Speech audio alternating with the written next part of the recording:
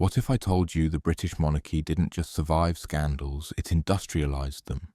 What if some of the most respectable chapters in royal history are respectable only because entire filing cabinets quietly disappeared? And what if the greatest royal talent isn't pageantry, but making uncomfortable facts feel like rude gossip? Tonight, we're walking through the cover-ups, documented, debated, and occasionally admitted only after decades of pressure. We'll stick to what records, investigations, memoirs, court files, and contemporary reporting can actually support. And when something is uncertain, we'll say so out loud. Because the real story is rarely a single smoking gun. It's often a soft glove over a hard fist. NDAs, sealed archives, national security, careful language, and a press culture trained to look away. Or if you want more long-form documentaries like this, subscribe and check that the bell is on, because these stories have a habit of being buried twice. Now, let's open the cupboards. The cover-up that starts with a smile and ends with a spreadsheet. There's a particular kind of cover-up that doesn't look like a scandal at all. It looks like tradition. It looks like ceremony. It looks like the sort of thing you're not supposed to be vulgar about, which is extremely convenient when the subject is money. The setup is simple. The monarchy is presented as a national ornament, an institution with some public funding, some private wealth, and a lot of vague mystique that we're invited to treat as natural as rain. Except the reality is a maze of estates, exemptions, old legal arrangements, and carefully chosen phrases that blur the line between public and private until you stop asking where the line is. Historical records show that when financial transparency is forced through law or public pressure, the response is rarely, "Here's everything." It's "Here's a curated version," and then a quiet request that everyone please applaud the transparency. And speaking of curated versions, the private royal wealth that isn't just private. Ask most people how the royals make their money and you'll hear a handful of familiar nouns: palaces, tourism, and something called the Crown Estate that sounds like a monopoly square you don't want to land on. But the reality is more precise and more awkward. Official arrangements separate different revenue streams. And one of the cleverest PR moves in modern British history was making those streams feel too complicated to discuss in polite company. It's constitutional, people say, as if that ends the conversation. Sometimes it does. Parliamentary briefings and official guidance have described how income flows from estates connected to the monarch and the heir, and how taxation is not always an obligation, but often framed as voluntary. That framing matters because it lets the institution appear generous for doing what most people are legally compelled to do. The consequence is fog, thick enough that debates about fairness become debates about definitions. Is it public? Is it private? Is it technically exempt? Is it voluntarily taxed? And in that fog, the cover-up doesn't need to hide a crime. It only needs to hide clarity. Meanwhile, so clarity has a habit of showing up in court cases, the sealed wills that turn grief into a locked drawer. Most people die, and their will becomes a public record, not because the public is entitled to grief, but because transparency is supposed to discourage fraud and discourage convenient rewrites after someone can't argue back, except for certain people. For more than a century, the wills of senior royals have often been sealed, kept from public view for long stretches, sometimes with procedures that only became widely understood after legal challenges and public scrutiny. The official explanation tends to be privacy and dignity, and yes, grief can be ugly when it becomes a spectacle. But the pivot is this: sealing a will doesn't only protect privacy, it also protects information.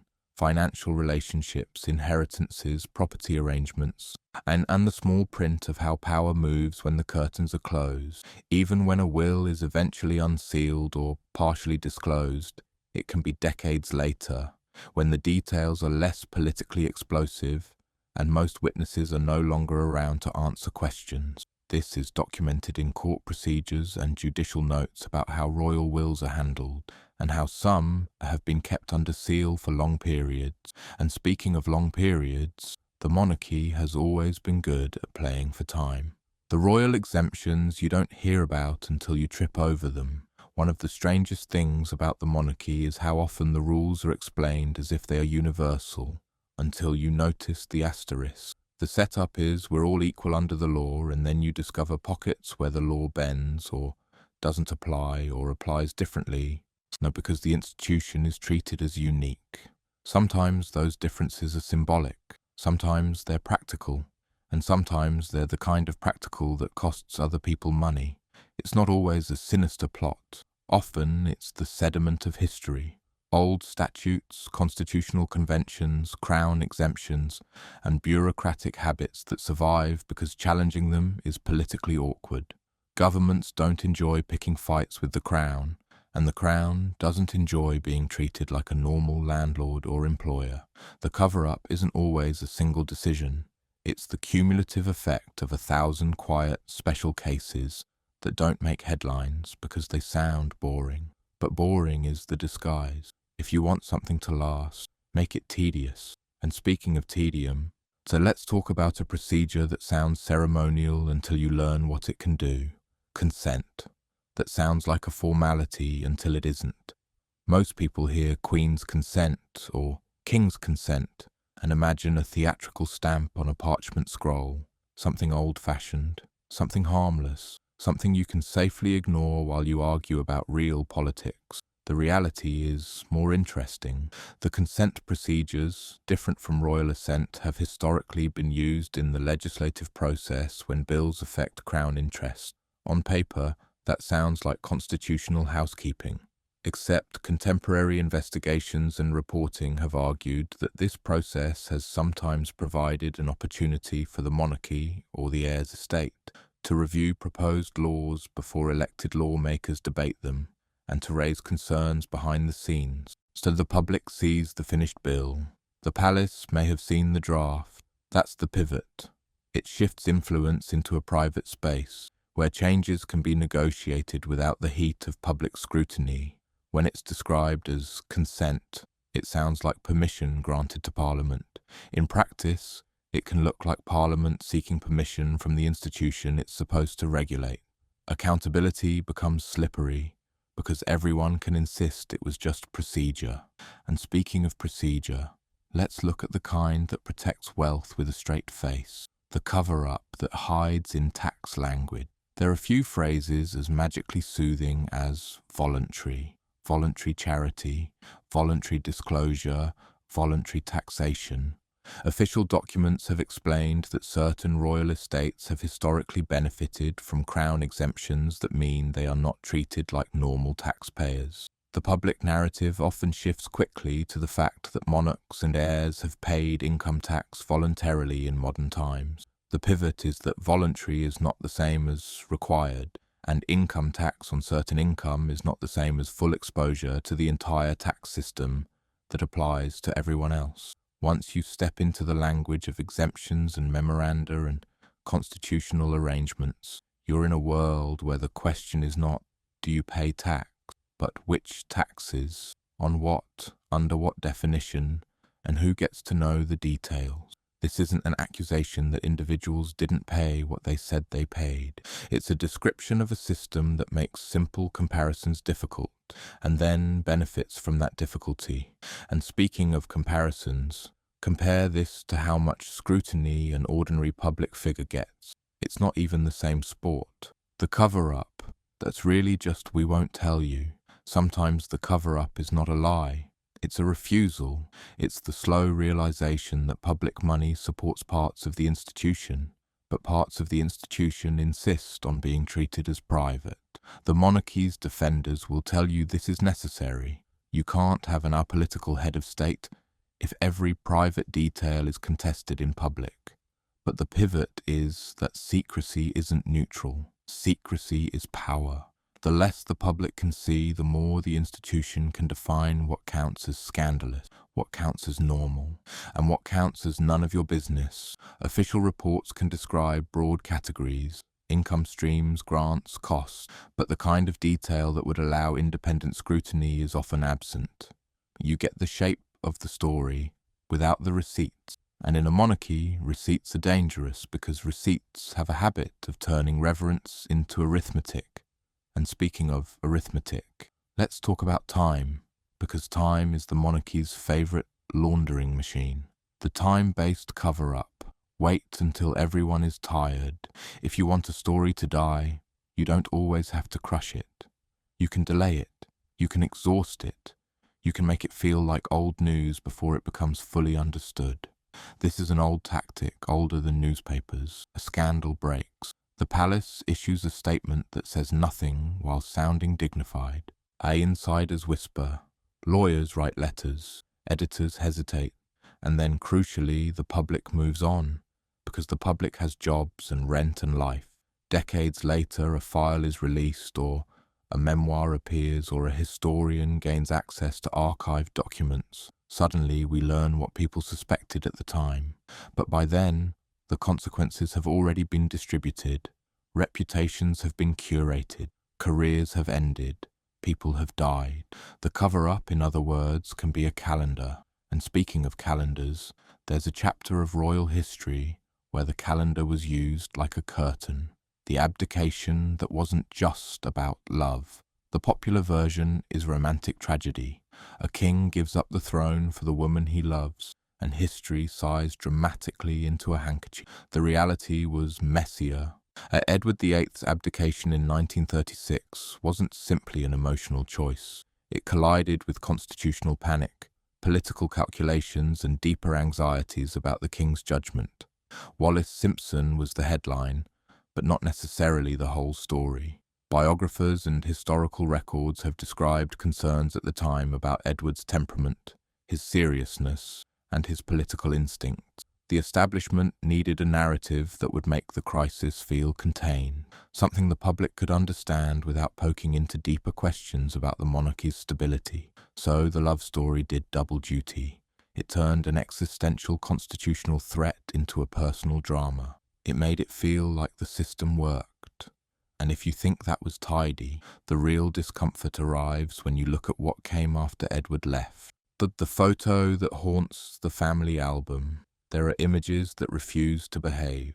No matter how the institution evolves, the image sits there like a stain that won't wash out. One of those is the footage of the young princesses Elizabeth and Margaret, appearing to imitate a Nazi salute in the 1930s alongside their mother and their uncle Edward. It has been discussed for decades, and it's often framed as childish mimicry in a world where adults made disastrous choices. The pivot is not whether a child understood politics. The pivot is what the image represents: proximity, normality.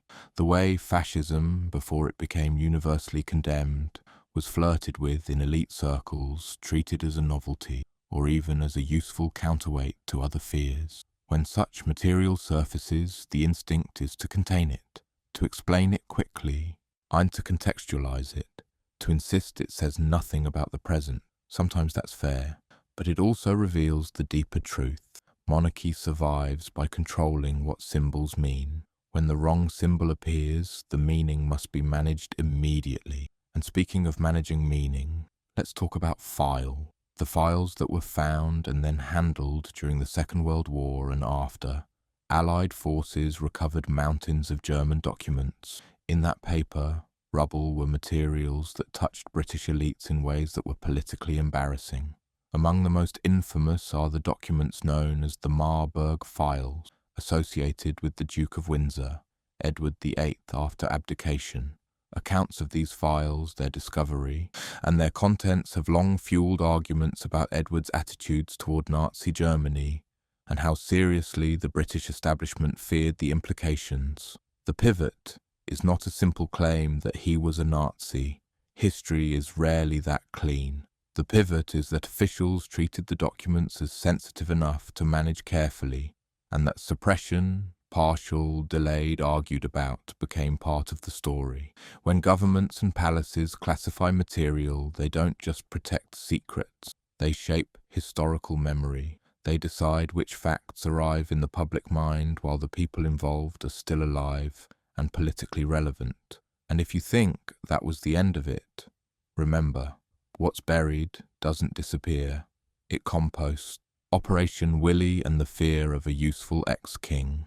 There's a particular nightmare scenario for an establishment. A former king who is still famous, still connected, still bitter, and potentially useful to enemies. Historians have discussed Nazi interest in Edward after his abdication, including schemes to influence him, manipulate him, or use him as leverage. The phrase Operation Willie appears in this context, an alleged German plot to coax or pressure the Duke of Windsor toward cooperation, or at least toward being a symbol around which a different political future could be imagined. The pivot is the vulnerability. Even if Edward was not an active collaborator in the cartoonish way conspiracy theories love, the very existence of enemy plans involving him was a humiliating threat to the monarchy's image. It suggested that the crown was not merely a national symbol, but a chess piece in international power games. So management becomes urgent. Keep him distant, keep him occupied, keep him out of the centre of British life. Better an embarrassing exile than a strategic liability. And speaking of exile, sometimes distant postings are less about duty and more about containment. The Bahamas posting that felt like a polite lockup. Edward was appointed governor of the Bahamas in 1940. On the surface, it's a role of service, a former king doing his duty in a time of war. Except the reality reads like a compromise. Keep him out of Europe, out of London, and out of the political bloodstream. The Bahamas were far enough to reduce risk, close enough to keep under watch, and respectable enough to present as honour rather than punishment. The pivot is that exile can be wrapped in ceremony. You can put a man in diplomatic packaging and call it responsibility. If he complains, you call him ungrateful. If he behaves, you call it redemption. Contemporary accounts and later historical analysis describe tensions during his governorship, including his attitudes and his conflicts with local realities. Whether you view him as tragic or self-serving, the pattern remains. The monarchy, and the government around it, preferred him managed rather than free. And speaking of management, the press has been one of the monarchy's most valuable partners. The gentleman's agreement that kept scandals in the dark. For much of the 20th century, the British press operated with an unspoken code regarding royal private life. Editors would often avoid publishing stories about affairs, illegitimate children, medical crises, or personal behaviour that might destabilise the institution. The setup was framed as respect, national interest, decency, and for some journalists it genuinely was. But the pivot is that this arrangement wasn't neutral. It created a protected class. It meant that the powerful could behave with the confidence that their consequences would be softened, at least until a foreign publication, a political crisis, or a generational shift made silence impossible. When scandal finally broke, it often arrived with the shock of discovery, even when insiders had known for years. The public didn't change overnight. The public was simply allowed to learn. And speaking of what the public is allowed to learn, let's talk about language, because language is where cover-ups learn to dress themselves. The statement that says nothing and still wins the news cycle. A masterpiece of palace craft is the statement that feels like an answer without being one. A scandal emerges. The palace responds with, "We do not comment on private matters," or "This is a matter for the relevant authorities," or "Recollections may vary," or simply a calm sentence that implies the story is beneath dignity. Often that works. The pivot is that silence becomes a tactic, not a principle. By refusing specifics, the palace denies journalists the fuel needed to keep a story burning. By speaking in generalities, it offers the public an emotional cue. This is noise. This is tasteless. This is not important. Sometimes it's fair, sometimes it's necessary, and sometimes it's a velvet rope around accountability. In modern media, silence can be louder than denial. It suggests the institution is above the mess, even when it's standing in it. And speaking of mess, there's a category of royal mess that tends to produce an especially aggressive kind of containment. The scandal management that starts when the word lawsuit appears. Nothing focuses an institution like the threat of disclosure under oath. A lawsuit doesn't just produce bad headlines, it produces documents, testimony, discovery, and the nightmare of a timeline that can be checked. For a monarchy that relies on narrative control, legal proceedings are dangerous because they force specifics, so settlements become tempting, not as admissions of guilt necessarily, but as strategies to prevent prolonged public scrutiny. Agreements can include confidentiality, they can include carefully worded statements, and they can draw a line under the story in exchange for money and quiet. The pivot is that the public often interprets settlement as guilt, while institutions interpret settlement as risk management. Both can be true in different ways. Either way, the result is the same: fewer facts in daylight. And speaking of daylight, sometimes the brightest scandals are the ones that create the darkest rumors, because the public senses that it's not getting the whole truth. The Diana aftershock and the rumor machine that would not die. Princess Diana died in Paris in 1997. Official investigations and later inquests concluded that the crash was a tragic accident shaped by reckless circumstances, high speed, a driver under the influence, and the chaotic presence of pursuing paparazzi. But the cover-up story didn't begin with evidence of murder. It began with a collapse of trust. The setup was grief on a national scale, followed by institutional hesitation, a royal family that initially seemed emotionally distant, and a public that felt unheard. Into that emotional vacuum poured suspicion. People looked for intention because randomness felt unbearable. The pivot is uncomfortable. When institutions manage emotion poorly, they invite conspiracy.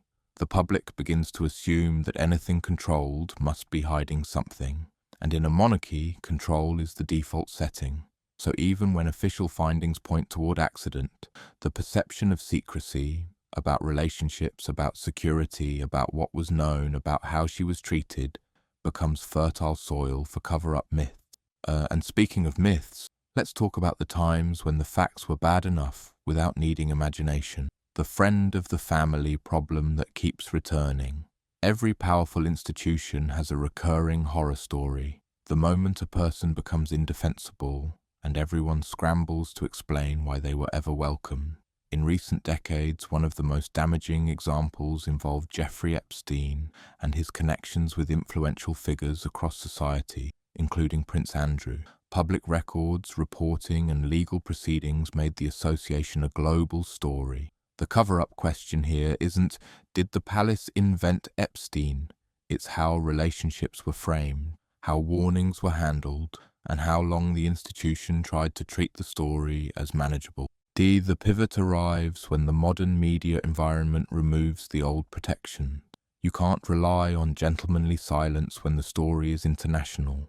You can't rely on vague statements when the public can pull up photographs and flight logs and court documents. Prince Andrew denied wrongdoing and later reached a settlement in a civil case in 2022 without an admission of liability. But the reputational damage was already done, and the institution's response became part of the scandal. And speaking of response, sometimes the most revealing thing is what a palace chooses not to say, and when.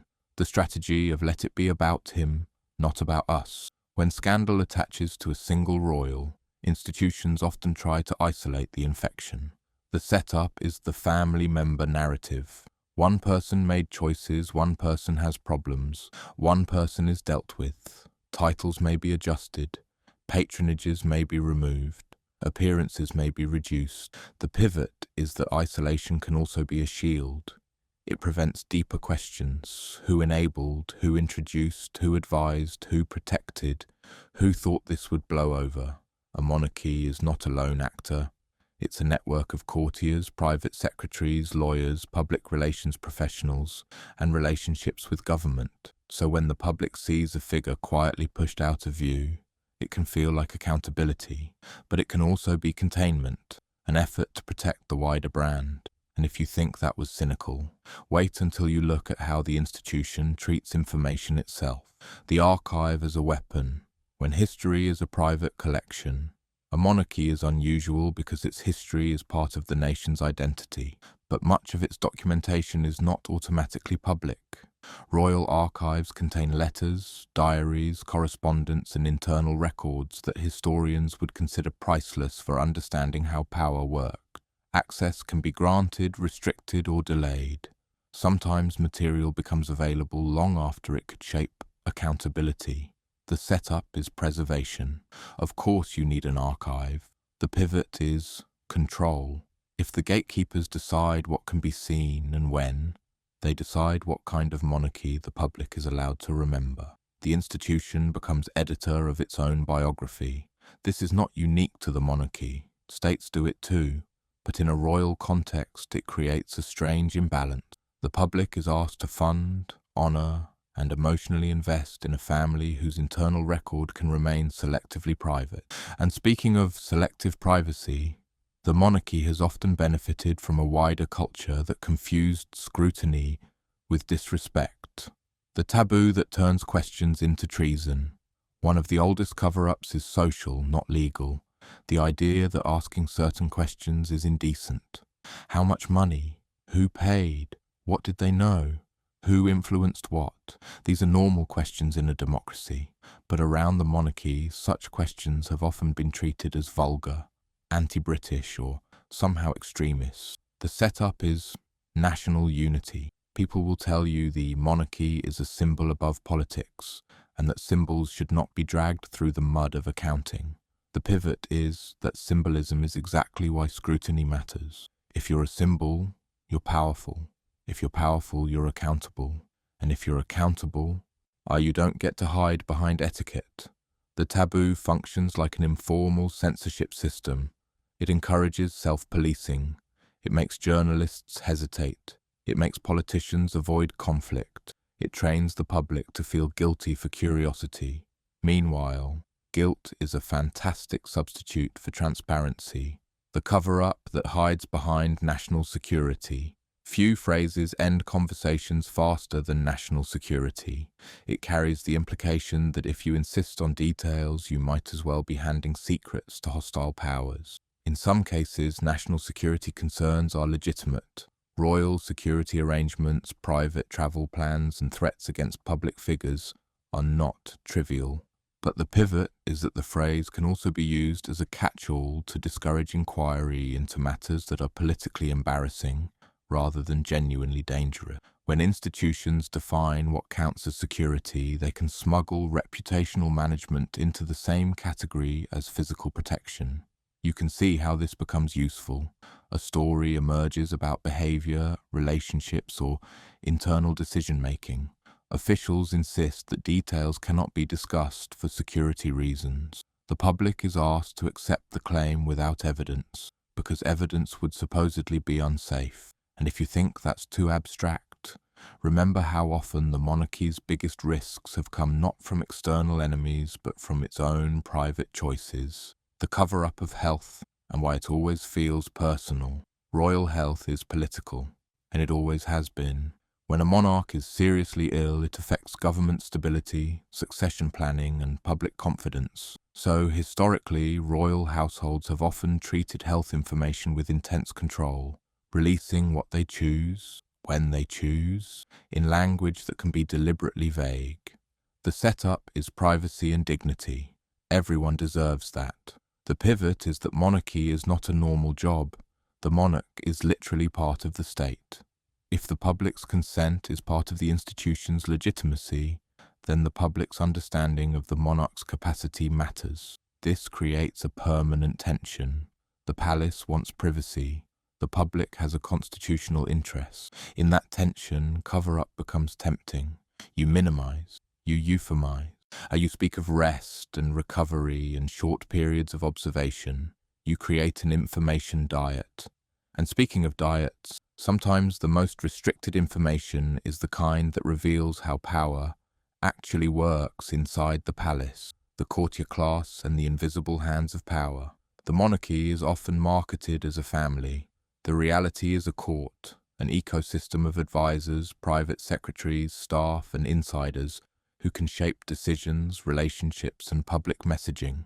The setup is service, professionals supporting the head of state. The pivot is that courtiers can become power brokers. They decide what reaches the sovereign. They manage crises. They negotiate with government. They cultivate press relationships. And when things go wrong, their influence is often hidden because the public story prefers personalities over systems. This is why cover-ups can persist even when individual royals change. The machinery remains. The same instincts repeat: minimize, delay, reframe, isolate, move on. And speaking of repetition, let's turn to a cover-up style the monarchy has relied on for generations, making scandal feel like trivia. The don't be sordid spell. There's a moral trick that protects elites. Frame uncomfortable facts as gossip. If you talk about finances, it's money talk. If you talk about influence, it's conspiracy. If you talk about relationships with the wrong people, it's tittle-tattle. The conversation is morally downgraded. The setup is dignity. Nobody wants to be the person obsessed with scandal. The pivot is that scandals aren't always personal. They're often institutional. They reveal how power operates, who is protected, and who is sacrificed. Treating that as gossip is a way of protecting the system while appearing morally superior. In the royal context, this spell has been particularly effective because monarchy is sold as romance, not governance. If you question the romance, you're accused of cynicism. If you question the governance, you're accused of misunderstanding. But cynicism is sometimes just realism with better posture. And speaking of posture, let's look at how the monarchy stands next to Parliament, because that's where the most quietly consequential cover-ups have lived. The apolitical brand that still touches politics. The monarchy insists on political neutrality, and in public-facing terms that's broadly true. No manifestos, no party campaigning, no votes cast in Parliament. But the pivot is that neutrality does not equal invisibility. Private meetings, weekly audiences, briefings, and constitutional roles create opportunities for influence. Sometimes that influence may be subtle or conventional. Sometimes it's meaningful. When historians and political figures discuss these interactions, they often do so with caution, because the conversations are private and the etiquette is strict. That caution can function as a cover-up, even without malicious intent. Secrecy is normalized, so the public never sees the full shape of the relationship between crown and government. The result is a monarchy that can insist it never interferes, while the public cannot verify the boundary. And speaking of boundaries, the monarchy's greatest boundary is the one between myth and record. The record that arrives too late to change anything. When the truth comes out long after the damage is done, it creates a peculiar kind of safety. People can say, "How fascinating," without asking, who should be held responsible. That's why delayed disclosure is such a powerful tool. If a document is released 90 years later, it might satisfy historians while leaving accountability untouched. If a policy is clarified after a monarch's death, it can be framed as modernization rather than correction. The setup is progress. Look how transparent we're becoming. The pivot is that transparency after the fact is not transparency when it matters. And speaking of when it matters, the next set of cover-ups is where the institution's reputation collides with the modern world's inability to forget. The internet, inconveniently, it does not participate in palace etiquette. The internet doesn't curtsy. The old system worked when scandal had borders, a domestic press that could be leaned on, editors who believed certain things were not for print, a public that received its information in neat parcels, at scheduled times, through a handful of gatekeepers. If you wanted to smother a story, you didn't need to erase it. You only needed to keep it from being repeated. Then the internet arrived like a rude guest who doesn't know the seating plan. Now, a photograph taken at a party can outlive every denial. A court document can circle the planet before a press office has finished picking its adjectives. A foreign broadcaster can publish what domestic outlets won't, and the audience can bring it home in their pockets, which means modern royal cover-ups have become less about total concealment and more about damage control, shaping what the story means once it can't be fully suppressed. If the facts won't disappear, you drown them in framing. If the question won't go away, you change the question. And speaking of changing the question, the countdown begins. Biggest doesn't mean juiciest. When people say biggest cover-ups, they usually mean the spiciest scandal. But biggest is often something colder. The stories that changed laws, shaped wars, protected fortunes, or trained a nation to accept secrecy as normal. Some of these are famous, some are half forgotten, some were never properly confronted, because the system that benefited from them also controlled the archive. So from here, we're counting down 25 of the most significant royal cover-ups, cases where the institution, the state, or the culture around them worked to delay, soften, bury, or reframe the truth. Not every entry is a criminal conspiracy. Some are constitutional smokescreen, some are moral evasions dressed as etiquette, and a few are the kind of thing that makes you realize history isn't written by the victors, it's written by the people with the keys. Number 25. We do not comment as a weapon. A cover-up doesn't always need a lie. It just needs a sentence that stops the story from growing. The modern palace line, some variation of "we do not comment on private matters," is treated like a neutral boundary, a dignified refusal, a polite way of saying "this is not your business." Except it does more than protect privacy. It starves journalism. It denies follow-up. It signals to friendly outlets that they can safely move on without looking weak. And it tells the public that curiosity is bad taste. The trick is that the same sentence can cover wildly different realities: a genuine private matter, an institutional failure, or something that would look terrible under daylight. And because the sentence is always the same, the audience is trained to treat all controversies as equally unknowable. The consequence is quiet power.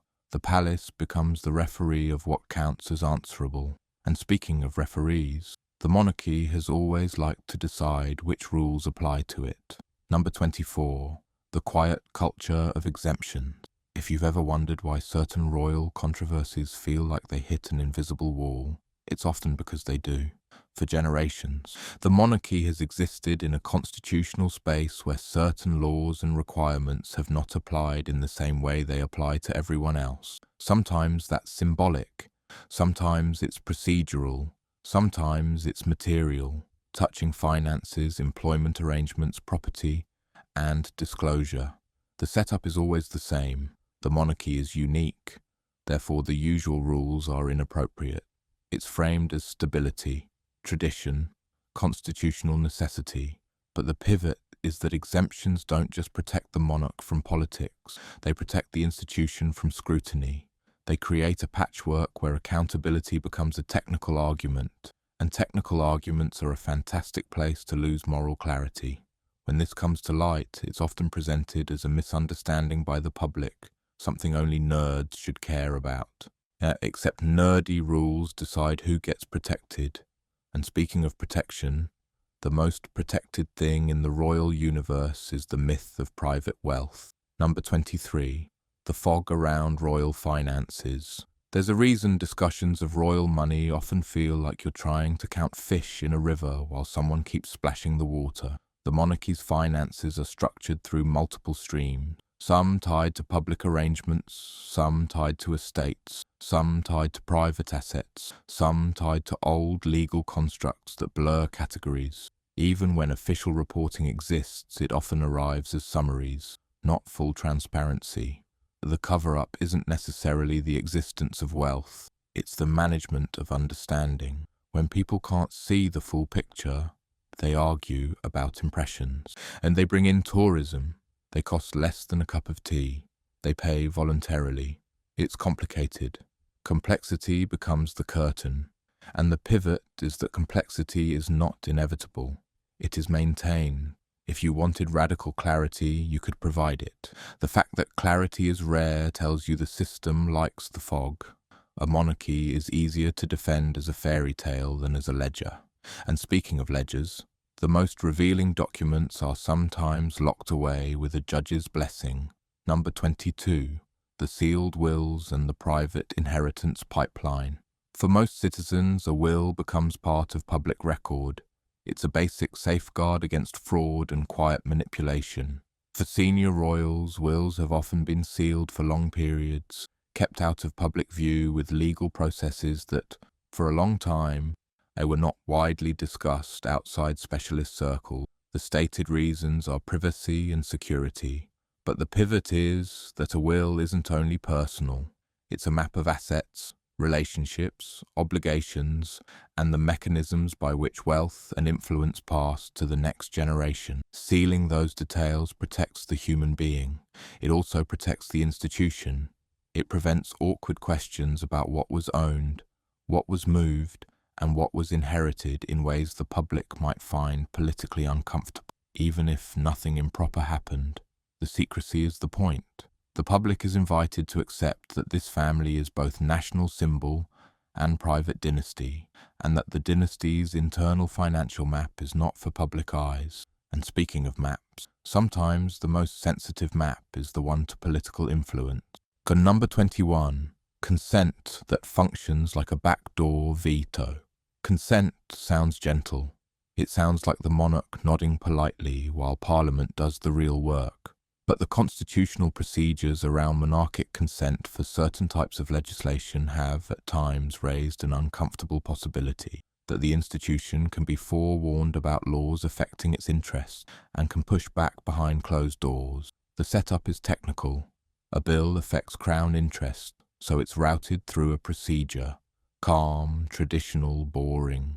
The pivot is that boring procedures are where power hides. If the palace can review, influence, or delay certain measures before public debate, it creates a private lane of negotiation, one that voters cannot watch and journalists cannot easily audit.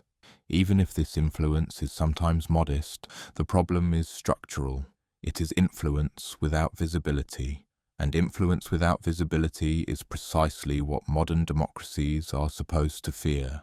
And speaking of fear, governments have always feared one kind of royal story more than any other, the one that makes the monarchy look politically dangerous. Number 20. The abdication story that was too neat. The Edward VIII abdication is marketed like a romantic tragedy, love versus duty. But historians have long pointed to deeper anxieties around his judgment, his seriousness, and his political instinct. The love story didn't just explain the crisis, it contained it. It gave the public something emotionally simple to hold on to while the state navigated a constitutional emergency. The pivot is that if the public had been forced to grapple fully with the broader concerns about what kind of king he might have been, and how his views could have affected the country in a volatile era, the monarchy's legitimacy might have been damaged in a more lasting way.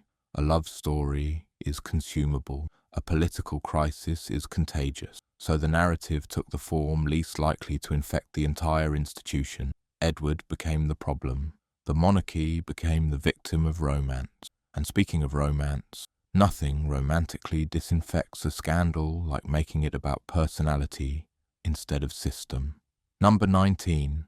The Marburg Papers and the Art of Sensitive Material. When documents surfaced connecting the Duke of Windsor to uncomfortable wartime implications, the story became a masterclass in how states and institutions handle politically radioactive paper.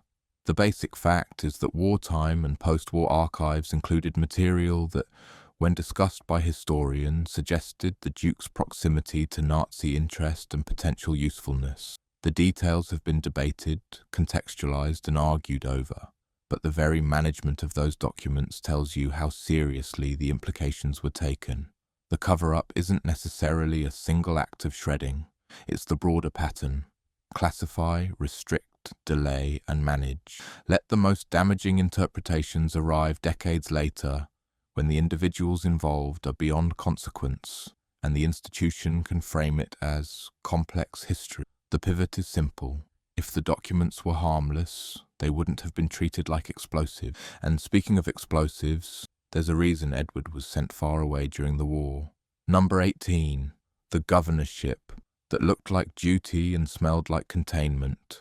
A former king made governor of the Bahamas during wartime sounds like respectable service. It also sounds like a safe place to put a politically unpredictable celebrity with dangerous connections. The official framing is duty, responsibility, a role that keeps him useful.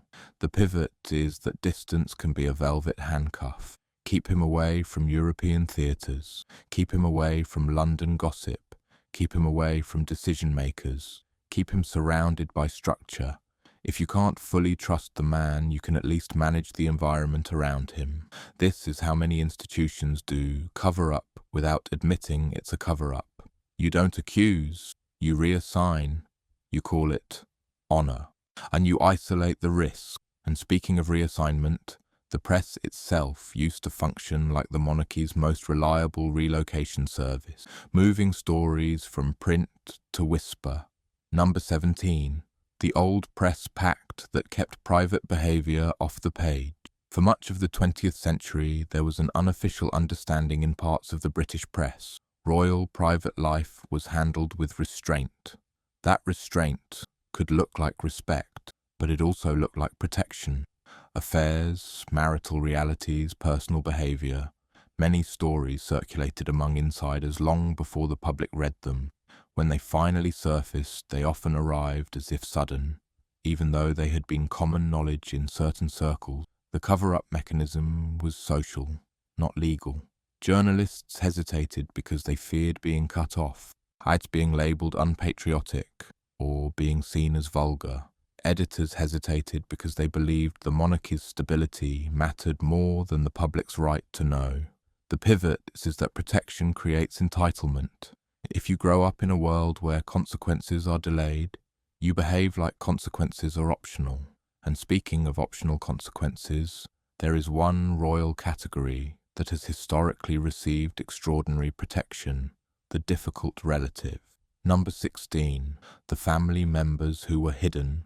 Not honoured monarchy sells a polished family portrait.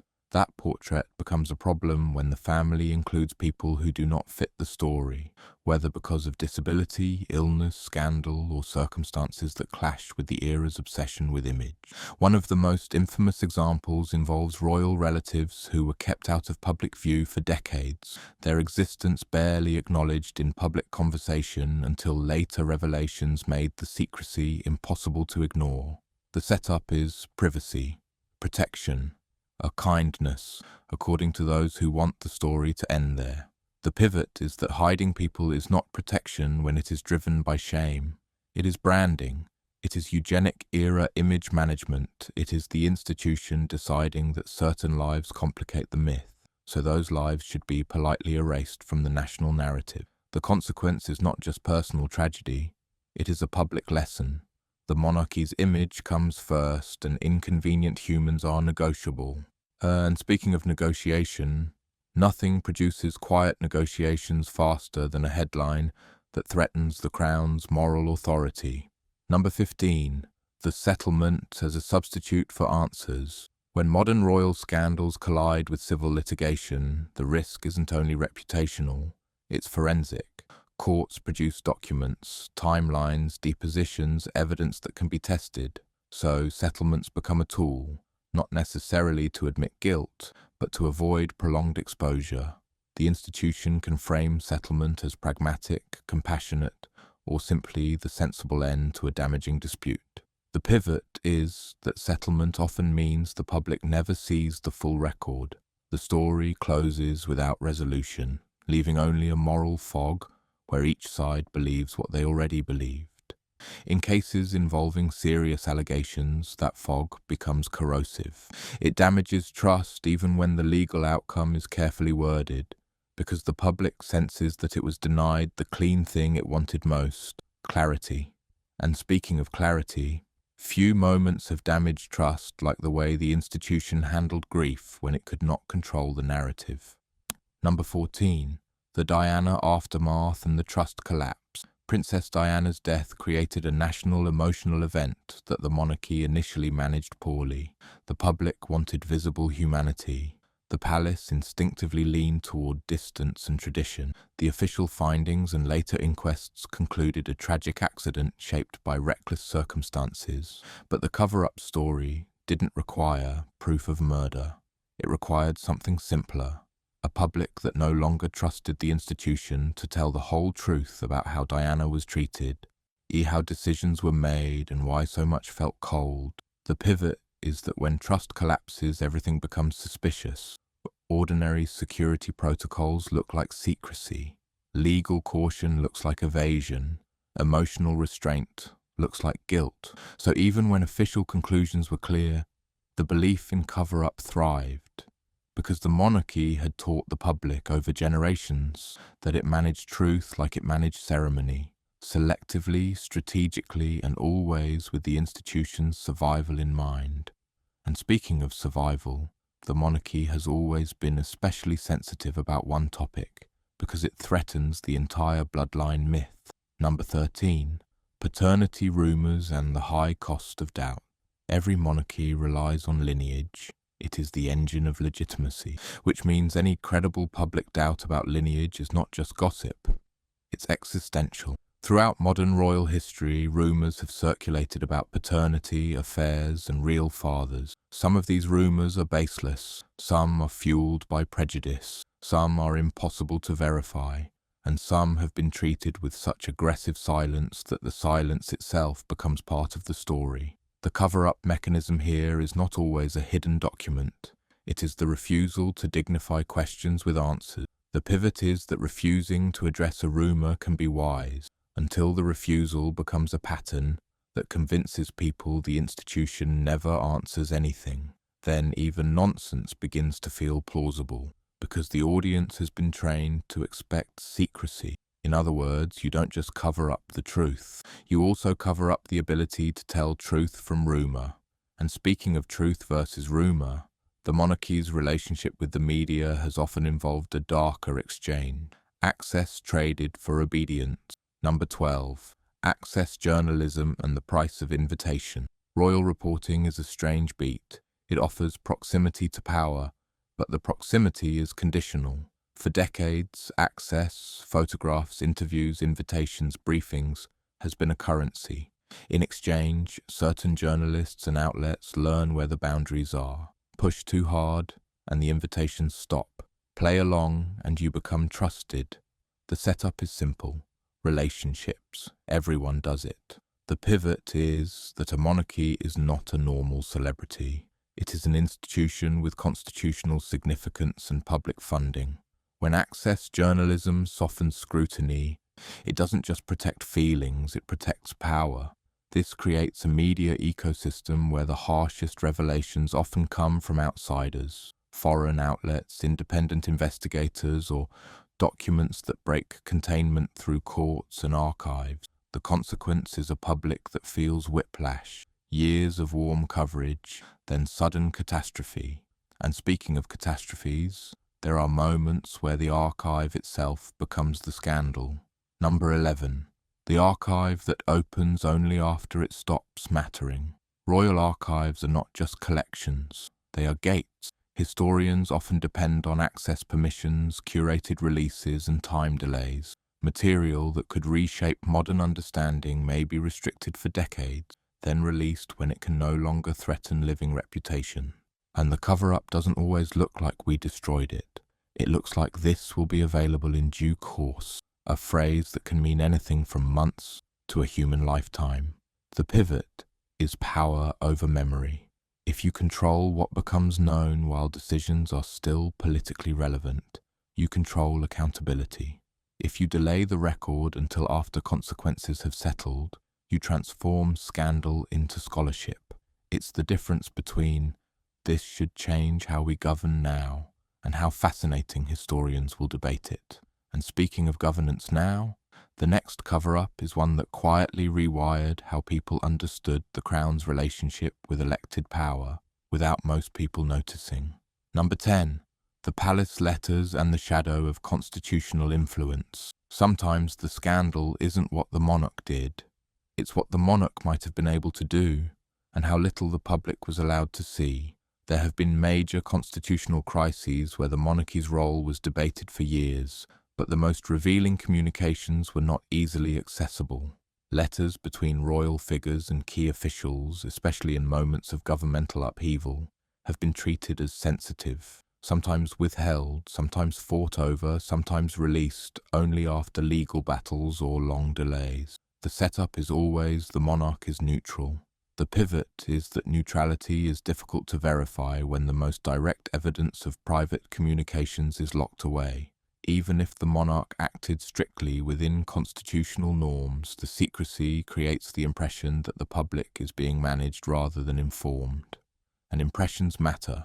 Monarchy is built on them. And speaking of impressions, the next cover-up is one of the most classic, the way the institution handled relationships that threatened the fairy tale. Number 9. The forbidden love that wasn't just romance. Royal love stories are marketed like national weather. They're meant to soothe, but behind the curtain, relationships have often collided with the demands of image, religion, class, and political calculation. When a relationship didn't fit the script, the institution's machinery tended to activate, discourage, delay, pressure, separate, and then rewrite the story as regret or duty. In some cases, the historical record is clearer than in others. In others, memoirs and contemporary accounts disagree. But the pattern remains. The palace often treats romance like a public policy problem. Now, the cover-up is not necessarily they never loved each other. The cover-up is the way choices are framed as personal when they are shaped by a system that prizes control above happiness. The pivot is cruel. The monarchy sells romance to the public while rationing it internally. And speaking of rationing, the institution has always been careful about what kinds of political memories are allowed to stick. Number 8.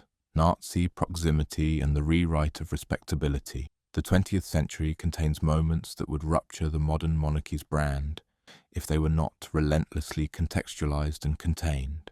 Photographs, documents, and historical debates about certain royals' proximity to fascist sympathies, especially before the full horror of Nazi ideology became undeniable, have been managed as complicated history, often with emphasis on youth, ignorance, and the shifting moral landscape of the era. Some of that context is fair.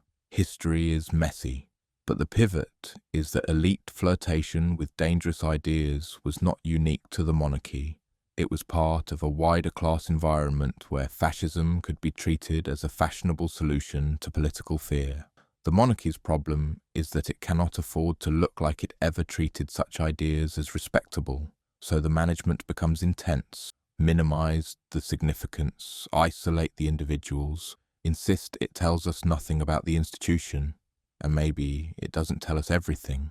But it tells us enough to understand why image control became an obsession. And speaking of obsession, nothing reveals institutional obsession quite like the way difficult truths get repackaged as harmless folklore. Number 7, turning structural power into fairy tale. One of the monarchy's most successful long-term cover-ups is cultural, making itself feel like storybook content rather than a power structure. Ceremonies become comfort television, palaces become backdrops, heirs become characters in a continuing drama. The institution becomes something you either adore or find silly. Either way, it's treated as not quite real. That's convenient, because if it's not quite real, you don't demand real accountability. The pivot is that the monarchy is real in the ways that matter. It affects law, land, money, symbolism, diplomacy, art and national identity. It has relationships with government. It benefits from public resources. It shapes the country's international image. When cover-ups happen, the fairy tale framing acts like insulation. Criticism can be dismissed as taking things too seriously. And speaking of taking things seriously, the next cover-up involves exactly that. Serious questions treated as vulgar simply because they involve money. Number 6. Voluntary taxation and the performance of generosity. Modern royal tax arrangements are often described in ways that encourage gratitude. The public hears that monarchs have paid tax voluntarily, that the system has evolved, that the institution contributes. And yes, changes and payments have occurred. But the pivot is the framing. When taxation is described as voluntary, it implies a gift. It turns what would be a normal expectation for most citizens into a moral favor. That framing is itself a cover-up because it distracts from the deeper question: why is it voluntary at all? Why are the structures so opaque that the public cannot easily compare like with like? The consequence is emotional accounting. People defend the monarchy not on clarity, but on feelings of fairness shaped by selective information. And speaking of selective information, the next cover-up is about what happens when the public tries to look too closely at the mechanisms behind the Crown's influence. Number 5. The private lane of influence. Nobody voted for. This is where things start to feel less like scandal and more like system. Private meetings, briefings, consultations, consent procedures. These are presented as constitutional tradition, and traditions can be valuable. But the pivot is that traditions can also create a shadow lane where powerful interests are protected without public debate. If bills that affect royal estates or royal prerogatives are quietly reviewed, if concerns are raised privately, if language is adjusted before Parliament sees it, the institution has influence that cannot be audited by voters. Even if the influence is limited, the secrecy is profound. It forces the public to take neutrality on faith. And faith is not a democratic mechanism, it's a religious one. And speaking of faith, the next cover-up is the kind that relies on national faith in the institution's decency, until the decency is challenged by someone who refuses to go quietly. Number 4. When the family is used to avoid accountability. In the modern era, the monarchy often tries to contain scandal by turning it into a family issue, a private tragedy, a personal failing, an internal matter. A royal is accused of misconduct. The response is carefully framed as administrative, roles removed, duties reduced, appearances paused. It can look like accountability. The pivot is that family framing protects the system. It prevents the public from asking, who enabled the behavior, who provided access, who advised silence, who prioritized image over harm. An institution can quietly remove a figure from view while leaving the machinery untouched. That's not reform, that's quarantine. And speaking of quarantine, the next cover-up is about what happens when an institution tries to quarantine the truth itself by exhausting the public until it stops asking. But number 3, delay as a form of erasure. When a scandal threatens the crown, immediate denial is not always the best strategy. Sometimes denial creates a fight, and a fight creates evidence, so delay becomes the cleaner option. Delay releases statements that say almost nothing. Delay sends lawyers, delay encourages friendly commentators to call the story a distraction. Delay waits for the public to tire, for the news to move on, for the next crisis to arrive and push this one off the front page. The pivot is that delay doesn't need to convince everyone.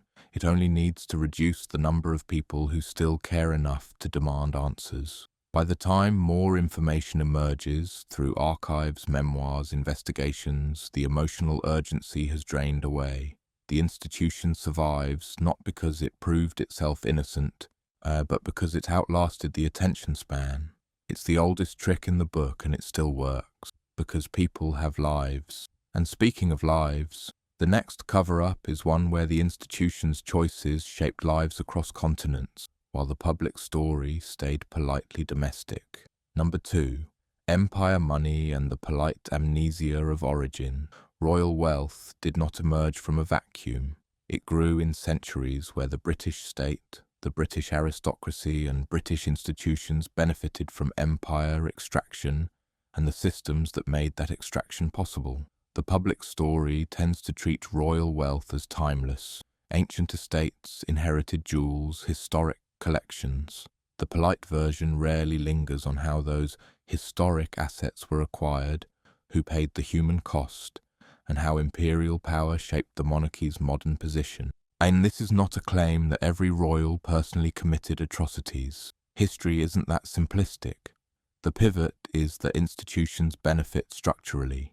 If your wealth and prestige were built in an era of imperial dominance, then the question isn't, did you personally swing the whip?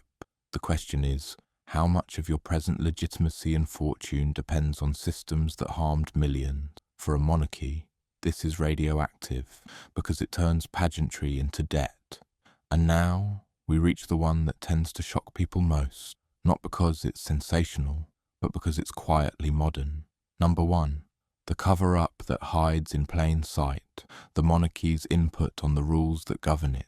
This is the one that makes people sit up, not because it's lurid, but because it challenges the most comforting assumption that the monarchy is merely symbolic.